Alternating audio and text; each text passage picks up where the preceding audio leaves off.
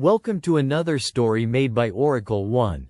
The dim light of the Crescent City Museum flickered against the time-worn walls, throwing elongated shadows that danced with sinister grace.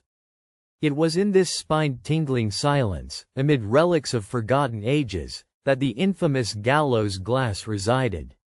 A mirror like no other, it was said not to reflect the present, but fate itself. The moment of death of the person who gazed into it. The reflection was a grim tableau painted not by reality, but by the inevitable end of one's earthly journey. Years had passed since the last public controversy erupted over the mirror. It was first brought to the museum by an anonymous collector, claiming the ancient frame was carved from the very wood of a century-old gallows. The legend whispered that anyone who peered into the mirror saw death's true visage, a final omen, presented not as the living eye beheld but as the final scene unraveling in spectral truth. Some dismissed the tale as myth. Others swore by the terror they experienced. The curator, Eleanor Blake, was a practical woman. Her meticulous care of the museum's exhibits had won accolades, and she was staunchly skeptical about supernatural claims. The Gallows Glass was an enigmatic piece she tolerated because it drew crowds. Lately, however, the tales of fatalities coinciding with visits to the mirror escalated and the unease in her grew. It was a chilly November evening when a peculiar visitor arrived. Dr. Julian Harrington was a forensic psychologist with a penchant for debunking myths and exposing charlatans. With his sharp eyes and reserved demeanor, he was the perfect skeptic. Eleanor, intrigued and slightly alarmed by recent events, invited him to investigate the mystery that clouded Gallows Glass. Julian's first encounter with the mirror was under the cloak of dim security lights after the museum closed. The frame was a lattice of dark, gnarled wood, veins and knots resembling twisted limbs entwined in agony. The glass itself held a faint shimmer, as if shadows moved just beneath the surface. When Julian looked in, he did not see himself. Instead, the reflection morphed into a ghastly scene. A flash of a car crash with his own mangled body at the center, eyes flashing with a frozen scream. He jerked backward, heart-pounding, disbelief warring with an icy premonition. It was too real, too vivid to dismiss as imagination. He found Eleanor standing in the doorway, her expression grave. "I warned you," she said softly, "the mirror shows the moment of death, but not how we live." She pressed her palm to the glass gently, "Not the present. The future. Or perhaps something beyond." Julian needed answers. The logical part of his brain scrambled to untangle superstition from reality. Over the next days, he spent long hours researching the origins of the mirror, tracking down the collector who had sold it to the museum. Every fragment of history painted the mirror as cursed, originating from the 18th century, linked to an execution gibbet in a remote English countryside village. The wood was taken from the gallows itself after a botched hanging where the condemned man's death was slow and agonizing. It was said that the victim's spirit was captured inside the glass, forever bound to reveal death's visage. Julian's skepticism wavered as he recorded the reflections of museum visitors. Each who dared look into the Gallows Glass was met with a vision of their own demise, a surreal tableau where time folded and left them face to face with mortality. Some flushed white with shock, others withdrew hastily, trembling. One woman collapsed, claiming she saw a lingering shadow at her bedside. A prominent local businessman was later found dead in exactly the manner shown in his reflection. The museum's quiet halls buzzed with tension. Local authorities grew curious. Official warnings gave way to panicked whispers. Could a mere mirror be a harbinger of death? Or was someone manipulating fate and their deaths? It was then Julian encountered the deeper mystery. He discovered a hidden inscription carved into the frame, barely visible beneath layers of grime. To see death is to invite it. The words chilled him. They suggested the mirror was more than a passive oracle. It was a conduit, a catalyst that intertwined fate and observer, binding one to the vision scene. This meant the mirror did not merely show what would come but somehow summoned it.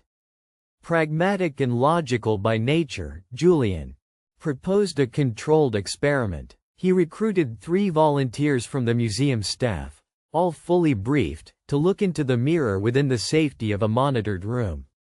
Recording devices were placed around, watching for any irregularities beyond the psychological effects.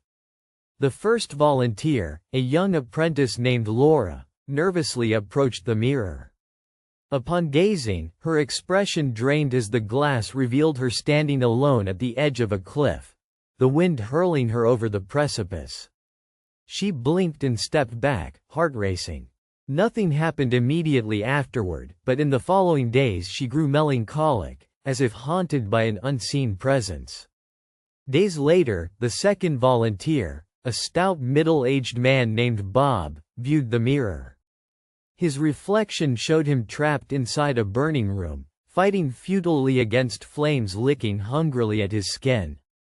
Bob refused to discuss the experience afterward but resigned from the museum abruptly. The third, a woman named Sophia, was more defiant. She stared resolutely. The mirror showed her in a hospital bed surrounded by machines, the victim of sudden illness. Sophia vowed to confront whatever fate awaited her and planned medical exams to deter any illnesses. Meanwhile, Julian monitored every aspect of the volunteers' behavior. Strange patterns emerged. After seeing the mirror's vision, they became obsessed, their lives steadily converging toward the death scenario. It was as if the mirror imposed a predestined course that reality began to obey.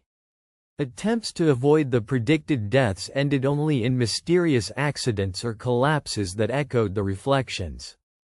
Terrified by his findings, Julian confronted Eleanor. "If what you told me is true, then this mirror doesn't just show death. It seals it." Eleanor nodded. "That is why it's kept here, locked and surveilled. The museum is a cage. The mirror's true power is contained, as far as we know." Julian proposed destroying the mirror, but Eleanor resisted, fearing the consequences might be worse. Instead, she revealed the museum's old journals often spoke of past keepers who tried to corral the mirror's influence by ancient rites, now lost to time. Determined, Julian plunged into researching the origins deeper, visiting obscure archives in England. There he stumbled upon a faded account from a village priest, describing the punishment of a condemned man named Silas Gretton, who cursed the gallows and bestowed a curse upon any wood taken from it. The mirror was a fragment of that cursed wood, bound with dark ritual. The priest's notes warned of a fate worse than death for those who gazed too long or in vain. When Julian returned to Crescent City, dark rumors had further multiplied. One museum guard vanished after several shifts near the Gallows Glass. Another visitor died under mysterious circumstances consistent with their mirror reflection. It was escalating toward a crisis. One bitter evening, Julian decided on a final test. What if the mirror could be tricked? He devised a plan to fool the glass by wearing a mask, blocking his true identity, hoping to see a false reflection or avert death's prediction altogether. He entered the exhibit room alone, the grand mirror looming tall, dwarfed only by the way of its own sinister gravity. Under pale light, Julian placed a simple white porcelain mask over his face and looked steadily into the glass. The reflection shimmered, flickered, then transformed. The scene shifted rapidly, a chaotic mess of images swirling like fog before settling on a darkened room filled with nothing but the faintest outlines of a shadowy figure reaching out. Then the scene dissolved into black and Julian fell back, gasping for breath. As he recovered, an unnatural chill filled the room. The mirror's surface rippled briefly, as if ripened by a silent scream. In that moment, Julian glimpsed something terrifying in the depths. Not a man, but a reflection of countless deaths entwined like a web, a timeless prisoner. He realized that the mirror wasn't bound to one death or one fate. It was a reservoir of death itself, a prison of souls, fragments caught between worlds, endlessly replaying their final moments. Suddenly, the lights fell to darkness. The emergency backup flickered weakly. Julian stumbled toward the switch. When light returned, the glass was cracked. Thin fractures spider-webbed outward from the center where his masked reflection had stared longest.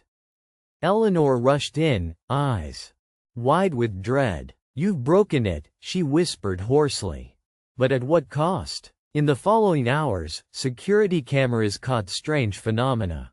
The cracks shimmered with an eerie iridescence, and shadows seemed to seep from the fractured mirror into the room, curling like smoke. The museum staff reported whispers, cold currents brushing skin, and spectral figures fleeting just beyond sight. Julian's own ordeal worsened. Each night, he endured vivid nightmares of death, though not his own but others. People from all eras, screaming for release, tangled in the prison of Gallows Glass. He felt drawn to them, cursed with their memories. The museum declared the exhibit closed, but curiosity burned bright in the city.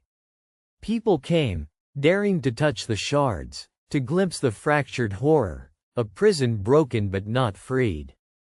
Death had been unleashed. One night, among the museum's hallowed halls, a noise shattered the silence. Julian raced toward the source, found the shattered mirror's remnants glowing faintly on the floor. Around it crouched a figure draped in shadows, its eyes hollow pits of despair. "You sought to trap us," the voice hissed, "but the curse is bound to live as long as the mirror breathes. Those who look see death, and death sees back." Julian knew then the mirror had a will of its own, a malignant intelligence born from the curse, feeding on fear and souls alike. He vowed to seek the lost rites, ancient knowledge to seal the mirror once again. But the question haunted him: was it truly possible to hold death? Or would the gallows glass find new hands to shatter and renew its cursed vision? In the end, the mirror had not just shown how people die. It had rewritten the rules of death itself, turning fate into a grotesque game with unwinnable stakes. Eleanor and Julian stayed vigilant, watching over the broken glass that now rested behind sealed doors, its shards whispering promises and warnings to those who dared approach. Visitors who peeked through cracks in the lock said they glimpsed flickering faces, fleeting moments of agony and despair trapped forever in the cursed wood and fractured glass. The mirror's legend grew, as it always would, chilling every mind brave enough to ask, what if the last thing you ever saw was not your own reflection, but death itself reaching back through gallows glass? For more stories, like and subscribe.